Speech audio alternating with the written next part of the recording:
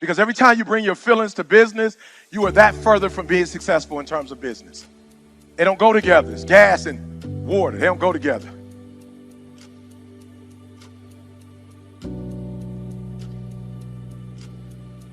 Oil and water, they don't go together. Don't mix the two. When I was a young kid, my mom would buy me certain things, and my boys had the, what do they call, stone-washed jeans. My boys had the stone-wash.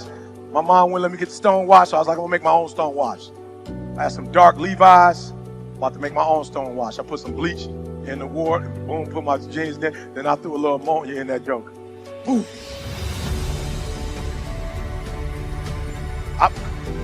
Jeans came out fire, but I almost died in the process. I'm just being real. I didn't know. My boys like, your mom won't, don't even worry about it. Bleach them joke, ammonia, boom. I literally remember falling back and just, you couldn't even really see it, but you could smell it. I was like, man, that's what happens when you mix feelings and business. Every time you do it, just know that's gonna happen. Feelings, boom. It's a business transaction. I feel, boom. When you go into business, go in with clarity. Know what you want, say what you want. Don't beat around the bush. That's number one. Y'all got that? I just want to make sure we clear. I'm showing y'all as I'm watching Dan Gilbert, as I'm watching him in the meetings, as I'm watching him do the training. Here's what's crazy. Carl, I don't know if you remember this. And you can somebody get Carl a mic, because he might be able to bring a perspective that I can't bring. But every year, 2-3 times a year, I would take my whole staff and we would go to Dan Gilbert's training. Watch this, guys. Watch what Dan Gilbert did. I've never seen this before. Normally when you get hired, when somebody hires you, what's the first thing you do after you get hired? And I'm not trying to be deep. Normally when somebody hires you, do what? Orientation. Then after orientation, what? Okay, training, and then what? Somebody show you around, then what? You do your job. Now from the time they hire you and you do your job, let's be real, how many days is that? A day. You ain't doing no 30-day training, right? Watch this. With Dan Gilbert, is the opposite. He'd hire you, he'd bring you to a conference first. Like this. Imagine that. You get hired, day one, you coming to this right here for multiple days. This is what you're doing. Food everywhere. They giving out bags the whole nine. Unbelievable.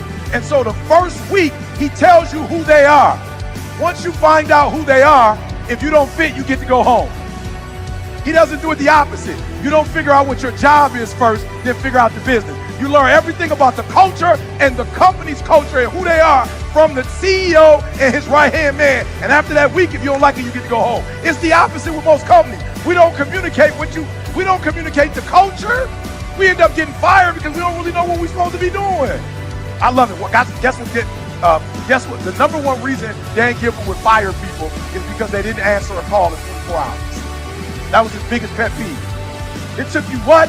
30 hours. You're fired. And people would do what when they found out they were getting fired because they didn't answer a call in 24 hours? Now, some people was tripping like, oh, how you gonna fire me? Because I ain't answered call. Because I told you the first week, I told you that was a part of it. You knew. I was very clear on what my expectations were. You didn't do what I said, you fired. And guess what? You can't sue him. You can't say nothing. Why? Because the first 7 days, he made everything clear. He told you exactly what you need to do and how you need to do it. Most of us go wrong because we don't communicate with clarity. People don't know what they're supposed to be doing, what they're supposed to do. But once you tell them what they're supposed to be doing, it's over after that. It's a wrap. Once you know, I'm holding you accountable. Once you sign your name, clear communication. You can't hold people accountable for something they don't know. And many of us are not successful because we're not, like, you going straight into business when you're doing business. You're going straight into business. You're putting people straight to work. They don't know what they're supposed to be doing. They don't know what you believe. They don't know what's important to you. Does that make sense? Does that make sense? So I want you to put down communication, scale to 1 to 10, 10 being the highest. Like, I communicate super effectively. Now that you know what you know, what number would you give yourself? And then write down the 3 things you need to change immediately when you leave as it relates to communication. We're going to get to the bag, y'all. We ain't here to inspire nobody. We're going to get to the bag. The bag is totally different now for me. The bag is different. And listen to me, you only need to figure this out one time, and And when you figure it out one time, you got it for the rest of your life. I never have to worry about speaking another day in my life. Never have to worry about speaking another day in my life. There's probably about 40,000 gigs a year. I'm going to get at least 1,000 calls from those 40,000. It's not going to change for me. I'd have to do something terribly crazy. I know what they want. I know how to give it to them. I communicate way more effectively now. And guess what? If I can't do it, I pay somebody to do it for me, so they can make sure they get what they want. And then when I deliver, I give you exactly what you want. I exceed your expectations. Beautiful. Good. Somebody tell me, if you didn't give yourself a 10, somebody who didn't give themselves a 10, you gave yourself a 4 or 5. Where are you? 4 or 5. Good. Give me the 3 things you said you need to do different. Good. More direct and clear. Good. So also what I want you to do now is I want you to identify why you weren't doing it before. Why weren't you doing it before? Because I don't want you just to be like writing something down. I told you why I wasn't communicating effectively. Because for 5 years of my life, I dreaded asking my mom, was that my real father? You feel me? Does that make sense, LaShawna? I dreaded asking her, and the day on the 5th year that I asked her, and she told me, no, that is not your real father. Imagine now how I feel about having this real conversation.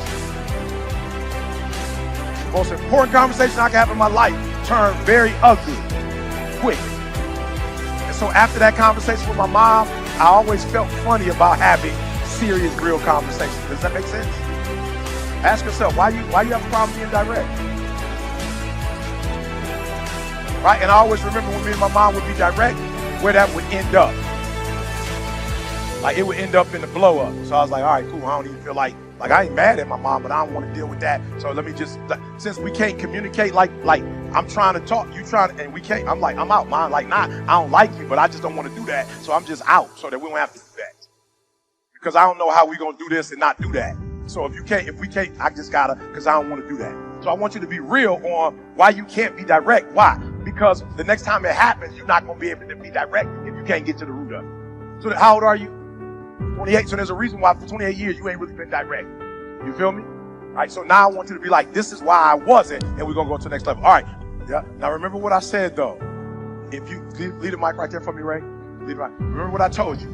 If you don't respect something, you can't do what? If you don't respect it, you're not going to be able to do what? Anybody can answer that. The stuff that we have respect for, how do we treat it? Good. When we don't respect it, we don't what? So what happens is you see assertive in a bad way. I want to make sure you're catching this. I want to help you. You're not being assertive because you're a bad person. You're not being assertive because you're afraid to be assertive. You are not assertive because the person that you love the most was assertive with you in a way that rubbed you the wrong way. So when you look at assertiveness, you always see it from your mom. And because you didn't like it when your mom did it, you don't want to do nobody else like that because you feel like if you talk to them the way your mama talked to you, that they're going to feel the way you felt when your mama talked to you like that. Does that make sense?